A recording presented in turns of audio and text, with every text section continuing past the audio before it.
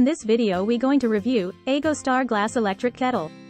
This is one of the most popular and best electric kettle you can buy right now.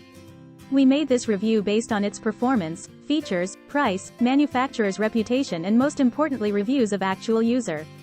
So, we hope this video will help you to decide is it worthy for you or not. We also mention product link in description below for check availability, and in this video we going to review Aigostar Glass Electric Tea Kettle.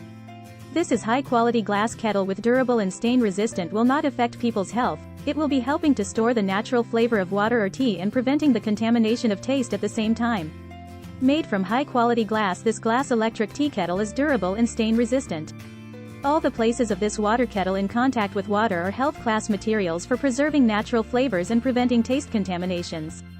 With 1.7 liters large capacity plus 1100 watt concealed heating element, hot water kettle atom will save you a lot of time when you need boiling water for instant oatmeal, for making coffee or tea.